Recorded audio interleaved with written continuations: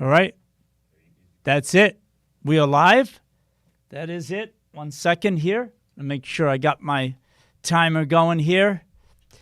And welcome to the Natural Health 365 live broadcast. We're going to get started in 10 minutes. I know. Jonathan, why don't you get started right away? Because when we go live like this, it gives us time to get people on board. They start getting notices in their feed, all of that good stuff. So just got to hang in there and wait. And yes, as you can tell, if you've been following my shows, let me just turn off this. If you've been following my shows in the last week or so, yes, I was up in Georgia, but now back down in good old Florida, back in my home country here, doing a live broadcast back in our audio-video studio here. I hope you enjoyed my shows last week. We talked about a lot of different shocking things. Today, we're definitely going to be getting into some really interesting information in terms of sheer black and white numbers. The numbers don't lie. And when we look at these numbers, I think it's going to become very clear to you at the end why I call this show the deadliest disease mistake you could make. And again, all of this is in my opinion, but I know a lot of you have been sending me some great comments in the last week or two, I would say. I've been doing these shows for, I would say, about 4 months now, and the support has been amazing. A lot of great ideas being shared in this community. So basically, that's my long way of saying thank you very much. And I really do appreciate all of you for being a part of this community. We will be getting started in about 8 minutes to the show. So welcome aboard. If you're new, let me know where you're from. If this is your first time watching this broadcast, welcome. And today we'll be talking quite a bit about, obviously, the pandemic that we're all experiencing. And I know it's been hard on a lot of people in many different ways. It's funny, I'll tell you a story in just a moment.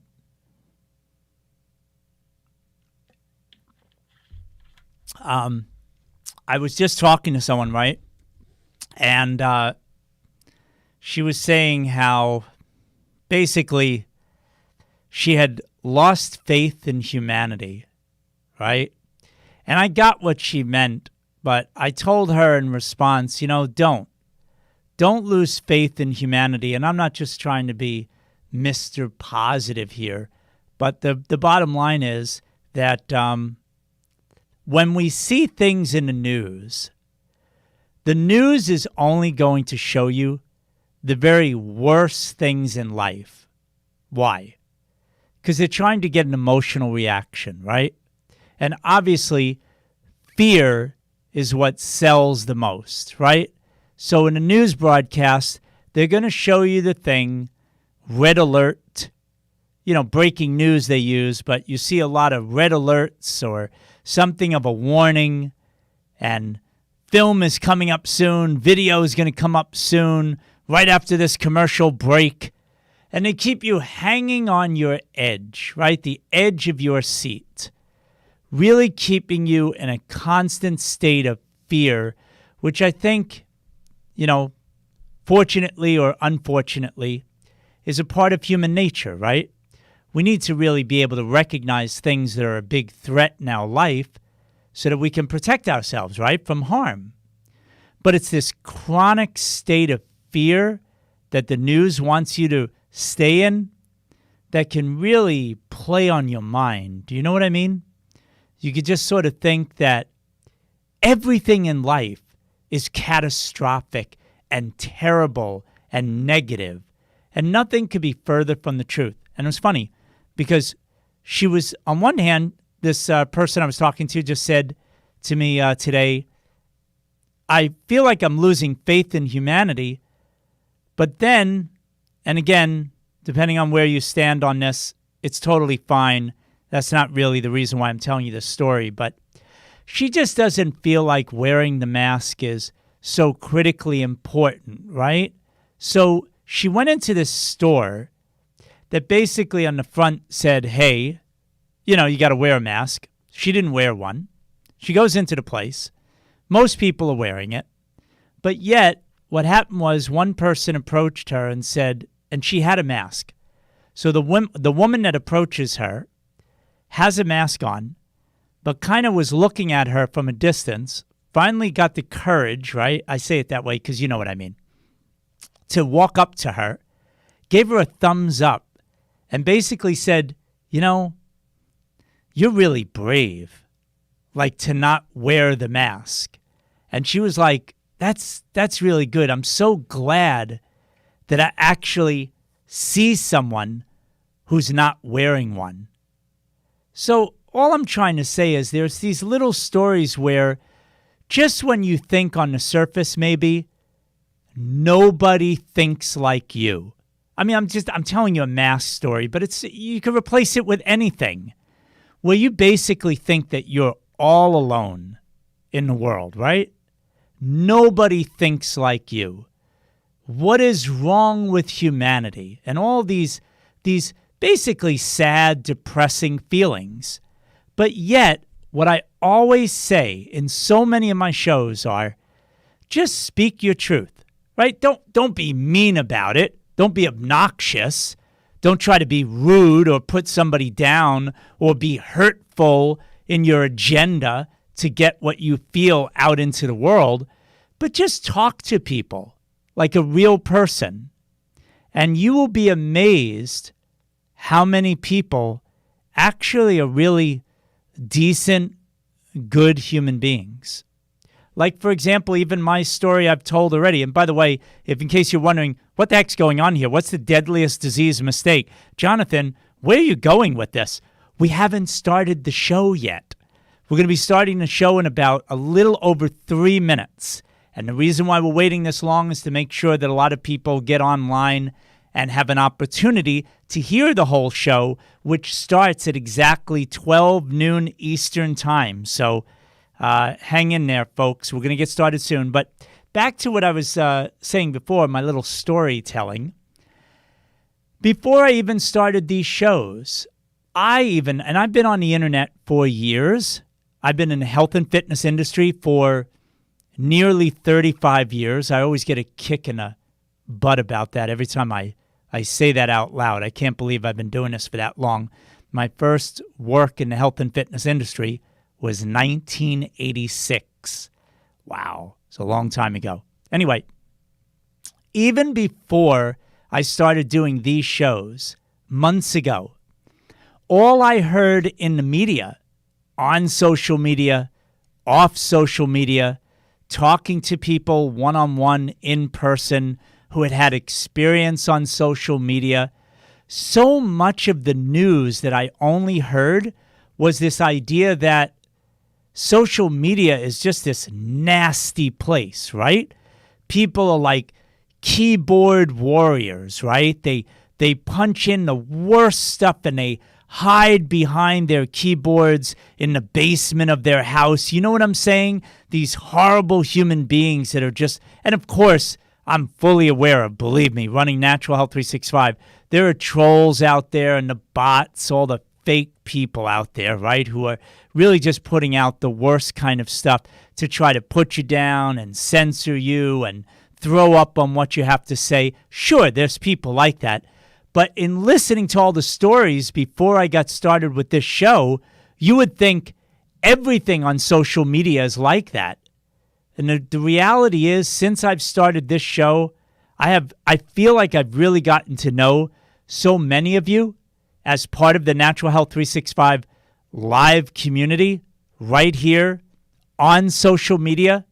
I've done these shows to this point in time exclusively for social media. And I mean exclusively. Now, I get it. Many of you might know that I've done shows, like some of the summits, like the Alzheimer's and Dementia Summit, the Immune Defense Summit, the Holistic Oral Health Summit, or the Fatty Liver Docu-Class, all these other internet programs I've done, or my work at Natural Health 365. But I've done these shows only on social media, and the comments have been 99.9% extremely supportive, amazing support I've been getting from you as a community, and lots of words of encouragement and a lot of great comments in the comment section. So again, I just appreciate it. And we're going to get started with the show right about now. So here we go.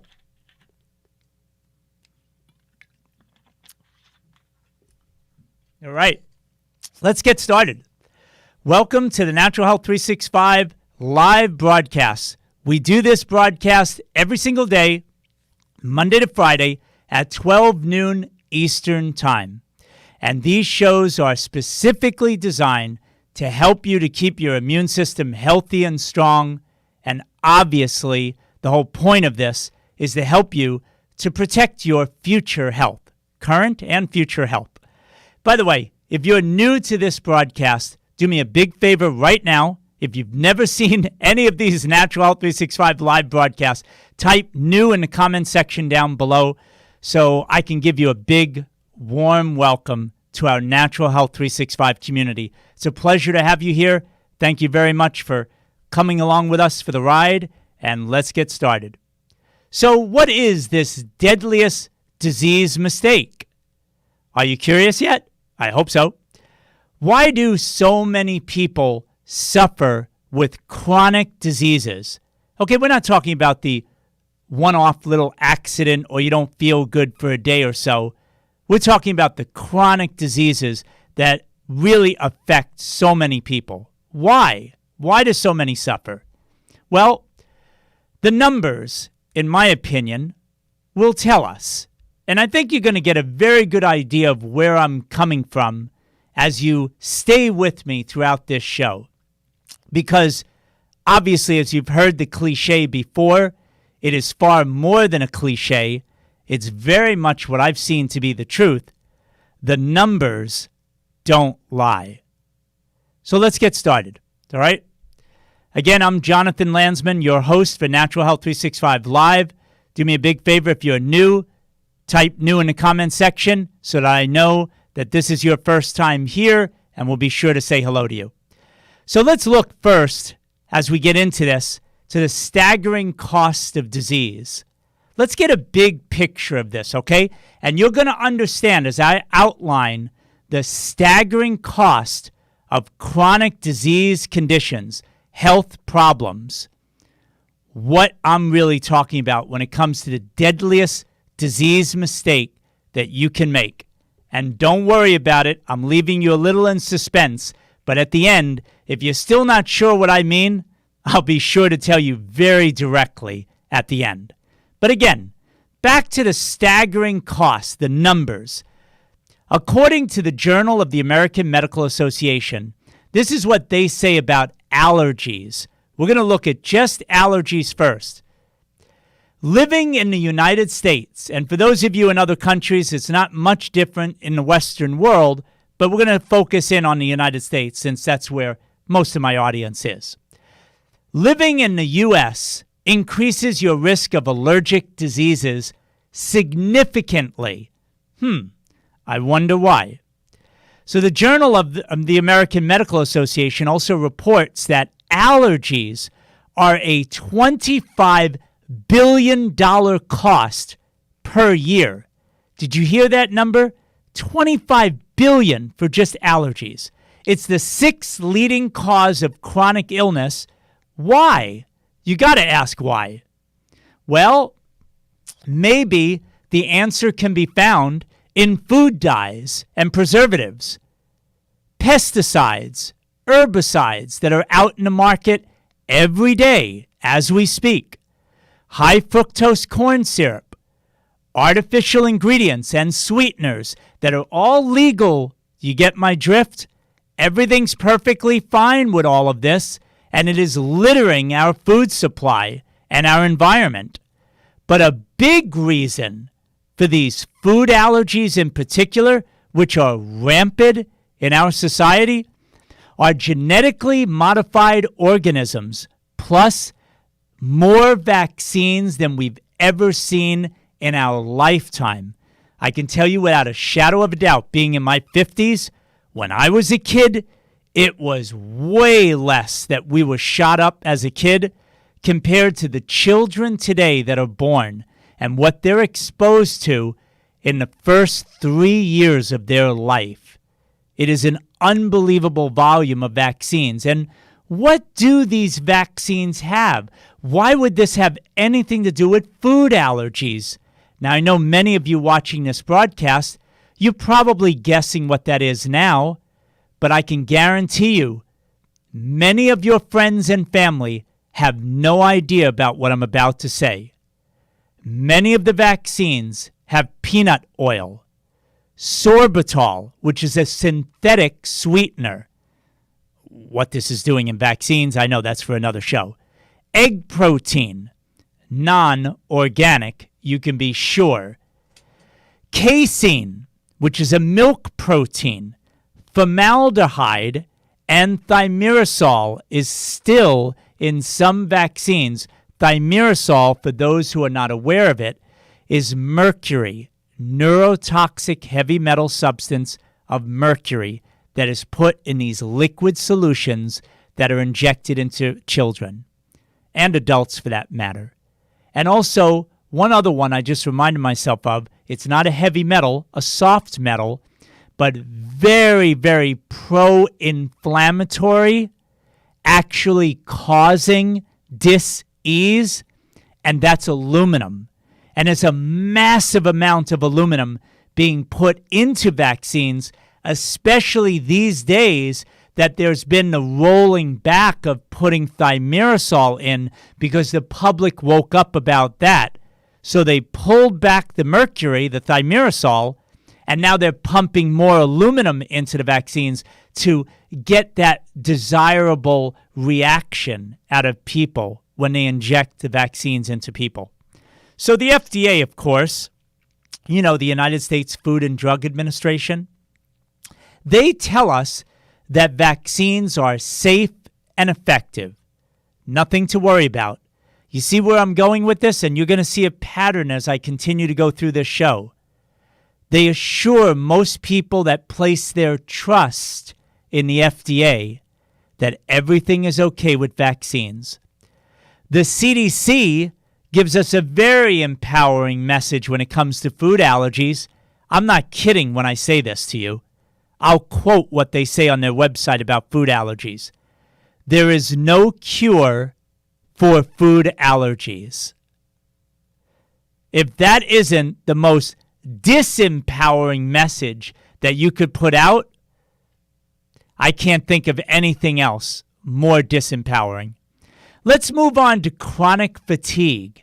The Centers for Disease Control, right, the CDC, United States Centers for Disease Control and Prevention, they say that 836,000 people to 2.5 million Americans suffer with chronic fatigue. Folks, this is not, I'm a little tired, I had a long day yesterday, and I'm a little beat, and I need to get some sleep. We're talking about no matter how much you try to sleep every day, you are chronically exhausted every minute of your life. You can barely function and move around.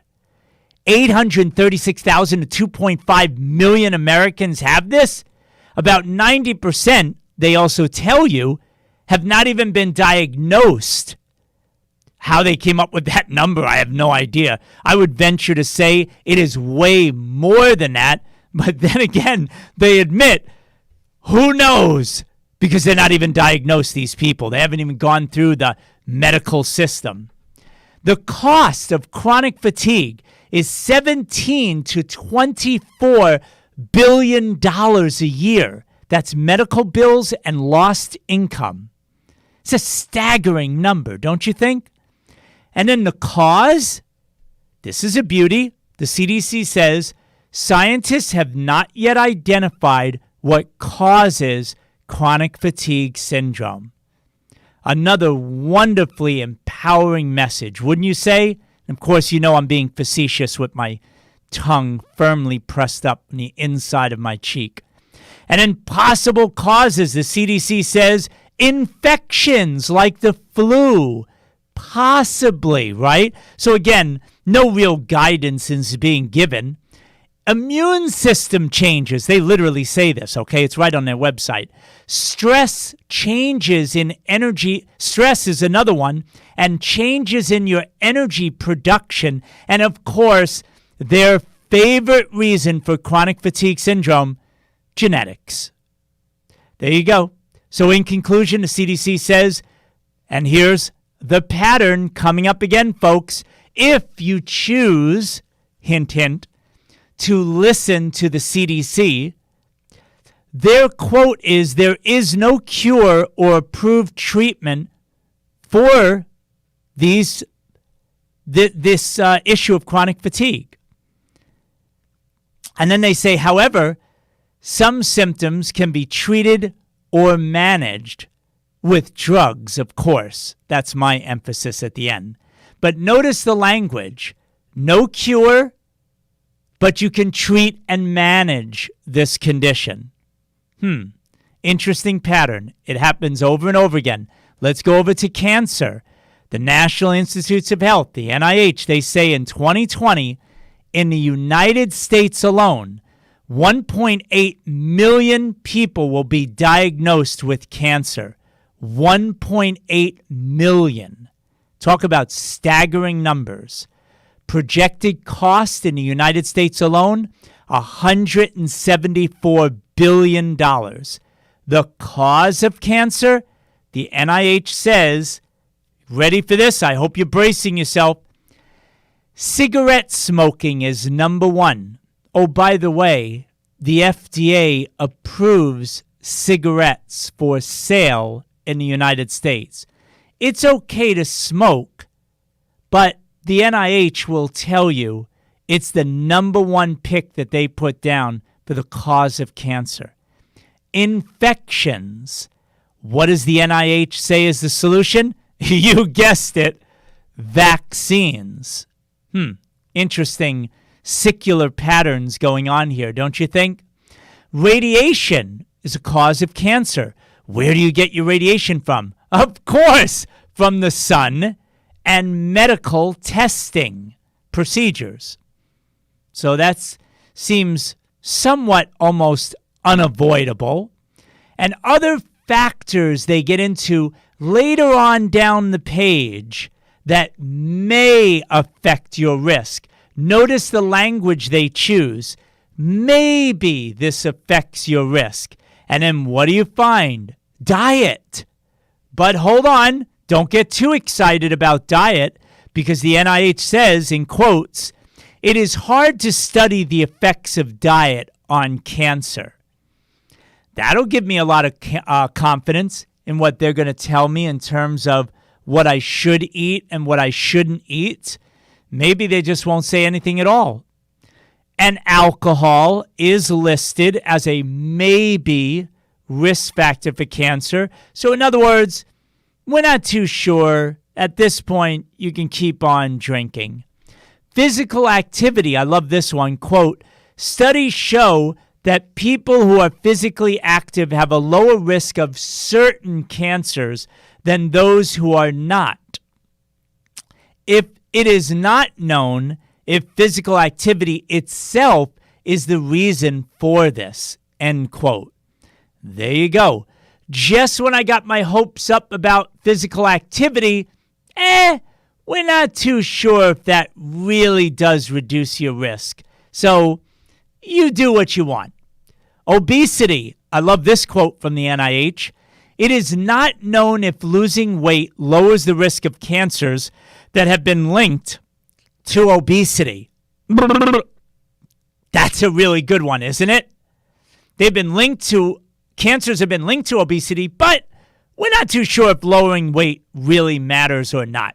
Let's just move on and don't worry about it too much if you're excessively overweight. Diabetes. I love this quote from the NIH. It is hard to know whether the risk of cancer is increased more by diabetes, end quote. Folks, I can't make this stuff up. It is amazing. Do you see the pattern here of disempowering information? They want you to believe that they're keeping you well informed. But the reality is This is very disempowering information. Gee, I wonder if it's by design. I certainly see a pattern here. Oh, yes, environmental risk factors for cancer. Quote, studies have been done to see if pesticides and other pollutants increase the risk of cancer. Oh, boy, what did you get? The results of those studies have been unclear because other factors can change the results of the studies.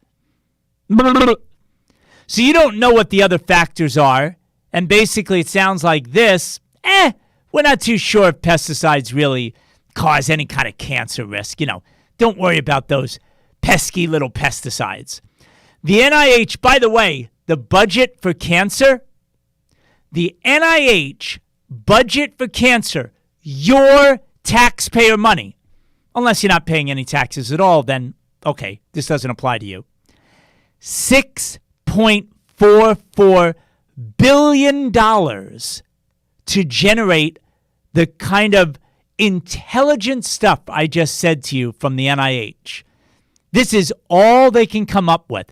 Oh, let's move along here. Dementia, according to the World Health Organization, worldwide dementia, right now, 50 million people losing their mind, not even at a high risk of not even knowing their own name or knowing who the closest people in their life, who they are either. And this is very close to home for me, as you know, because my father, may his soul be resting in peace, passed away because of Alzheimer's. So I have a pretty close personal as well as professional experience with this. I put together the Alzheimer's and Dementia Summit. If you want to check that out, alzheimersdementiasummit.com. That has a lot of great information that, no, the World Health Organization is not saying at all. But the numbers, we're looking at 10 million new cases of dementia every year. By 2050, they're looking at 152 plus million people around the world with dementia. In 2015, the latest numbers that I could pull, the cost of this, folks, $818 billion. And that's B as in boy, billion dollars. I told you these numbers are staggering, coming from the experts. Don't you feel safe already? It's another hint, by the way, to what I'm leading up to at the end of this show. But don't you feel so safe after studying all the money they spend and all the research they've done, all the reassuring things that I've just told you about all of these diseases? Oh, yes, let's not forget heart disease. From the Centers for Disease Control, the CDC says it is the leading cause of death, heart disease. One person dies of heart disease every 37 seconds in the United States. Imagine how many people have lost their life in these last 28 odd minutes I've been spending with you. Every 37 seconds, somebody dies. About 647,000 Americans will lose their life every year because of heart disease. The cost to the United States alone, $219 billion for heart disease alone, only in the United States. These numbers are staggering. The experts are going to help us, right? They've been studying this for years. The amount of money they've been using is staggering, right? We're getting close to a cure, right? The action steps from the CDC, this is a beauty. You ready for this empowering information? And you know I'm just kidding around. I wish I was, but it's real what they're going to tell you. Check your cholesterol with your doctor. Check your blood pressure. Check your blood sugar. And then in the end, you know what they remind you to do? You guessed it. Take your medicine for your problems that you may have with cholesterol, blood pressure, or blood sugar. Just be sure to take your drugs. And now we get to COVID. You see the patterns here? The Centers for Disease Control says flat out, folks, on their website, age is a strong risk factor for severe illness as it relates to COVID. Age. That's it. That's the first thing they say. Your average mortality rate, death rate, is around 78 years old for COVID. Guess what, folks? The average age of death from all causes you can imagine in the United States. Can you guess what that age is? Come on now. 78 years old. In other words, a very reasonable, logical deduction from this would be that if we never heard of COVID-19, these same people would have died in the same exact time because of about the age that they reached 78. At whatever other reason they would have died. Heart disease, cancer, diabetes, sepsis, pneumonia, influenza, you name it. Basically at around the same age, folks. The estimated cost of COVID, they are putting at over $4 trillion. That is way more than anything else I've already said to you, which is still already a ridiculous amount of money. This is over $4 trillion before it's all said and done. But I want to point out something that was actually, something brought to my attention that I thought was absolutely mind-blowing about COVID. In March, April, and May, we saw a surge in the deaths, right? It was an epidemic. Everybody was flipping out, right? Just like they are now. June, July, and August, we see the deaths doing this, folks. You can look it up yourself. March, April, May, surging. And now when you look at the graphs, it's all collapsing. The deaths. But the cases are right now as we speak, surging out of control. June, July, and now in August, shooting up because we're testing like never before. But these are not deaths, people. And supposedly, COVID is supposed to strike you down. God forbid you're diagnosed with COVID and you're worried about dying from this thing. Folks, about 3 or 4 weeks later, your history, in theory. Yet we see the deaths staying extremely low, but the cases are way up. Now, the bottom line is the deaths were so high at the beginning because like with influenza or anything else during the winter time, getting out of the winter, we had the most susceptible people, 75, 78, 80, 85-year-olds, nursing homes, assisted living. Tragically, the most susceptible people to anything and possibly dying, they died. And look, folks, don't get me wrong. Anyone who dies prematurely of a disease and doesn't just pass away peacefully in their sleep, it's tragic. But that's what happened early on. We lost them. Now, what about everybody else? My age, younger, everybody out there, asymptomatic. The point is the cases are going up because they're testing for some sort of material that might be in you from a cold you had within the last 10 years, or a flu, or if you had a flu shot. You're going to have coronavirus in your system. When the test is given and you're tested positive, oh my God, the tests are shooting up, the cases are shooting up. And by the way, if I come in contact with you, God forbid I'm tested positive, and you were in close proximity to me within the last 2 weeks, and you're not tested, you're a probable case, and that probable case is just like a case. You're included in that number, and that's why we see cases shooting way up. but the deaths aren't following, and that's what we should be looking at. So right now, and I've seen video on this that I thought was brilliant. You may have seen it as well. You know what we have right now? It's not an epidemic, folks. It's a case-demic. A case-demic. That's what we're going through right now. So the bottom line is, in case you're not sure where I'm going with this, how can we, why on earth, how can we or why do we trust failed leadership? What am I referring to? Everything you just heard in this show. The Food and Drug Administration. The vaccines are perfectly safe, even though they harm people, cause massive amounts of damage in children, autism, all of this. No. Perfectly safe and effective.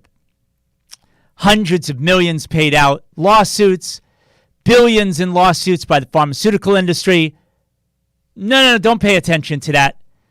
The pharmaceutical industry, they're going to solve COVID. The Food and Drug Administration, they're telling us the truth, right? The Centers for Disease Control and Prevention that manipulated the data on how dangerous the MMR vaccine was to give to children, especially African American boys, before the age of 3, that literally had a 300 plus fold increase in autism. No. The CDC, we can trust them, right? The NIH, which is actually part of developing a vaccine solution for COVID, we can trust them, right? I mean, if the NIH found something like, I don't know, hydroxychloroquine or zinc that many doctors, thousands of doctors are using successfully with COVID people, if they found out that something like that would actually be helpful, certainly the NIH would be open-minded, mature, intelligent, caring, and they would look into this. They would call those doctors in. They would have meetings right away, and they would get the accurate information to us, right? No. They censor those doctors, those real doctors that are helping people, that are actually fixing the problem in many people. Why don't we get that information out there? No. If we hear things in the media, surely the media would tell us, right? If we had a solution for COVID or any other chronic health problem, right? No. The media and the paid politicians only go by where they get their money from, their handlers, their controllers. The world leaders that are trying to run this show, but you and I are not going to be fooled anymore, folks. The game has been exposed. I've gone over a tremendous amount of numbers with you. We know that there's a fix for so many of these things. Are you kidding me? There's no cure for food allergies? Don't look at the food you're eating. Don't look at the toxins that we legally allow into the food supply. Don't look at any of that. We just basically, at this point, with all of our intelligence, these entities, these government health agencies, and these public health experts that I use very loosely, these are public sick experts, they would have you believe that there's no cure for dementia, no cure for food allergies, no cure for cancer. Oh, but please be a good citizen and take your drugs and cross your fingers and hope that you survive. Are you kidding me? I have story after story. I could go on for 3 days with all of the things I just mentioned about so many great physicians and really good scientists that are independent and not controlled by the pharmaceutical industry that have real life solutions for every one of these problems. Diabetes, blood sugar problems, gee, I don't know. What causes that? No, it's not really the food. I mean, you could try a few things, but not really. This is what they want you to believe. Those agencies I just talked about today. And yet, when it comes to COVID, I know your frustration. You see so many people believing in the media. wanting to believe that Dr. Fauci and Dr. Birx and Bill Gates, they put out, with his sweater. Don't you love it when Bill Gates he goes on TV and he has a nice fuzzy sweater and a collared shirt? He looks like one of us. All the time he has the sweater on. How nice. He looks like the guy next door. We all want to believe that people like them are just like us. Folks, the game is over. They're not like us. They clearly do not care about anything when it comes to public health. They're only reacting with solutions that they can make a ton of money on. If you're sick, take a drug. If you want to prevent infections, vaccine yourself with all those horrible ingredients that I listed, plus a whole lot more. Formaldehyde, aluminum, mercury, aborted fetal cells. Are you kidding me? This is our path to being healthy. Oh yeah, and don't forget that thing I mentioned before. The sun. Be afraid of being outside in the sun because too much sun will cause cancer.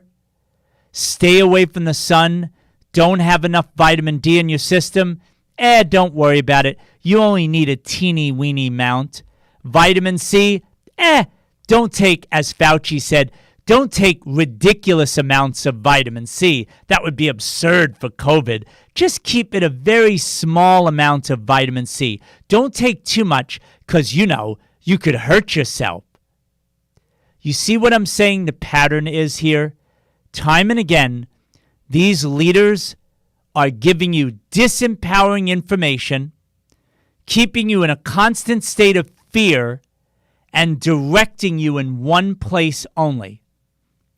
Depend on them for the answers and expect a drug to be coming your way to consume.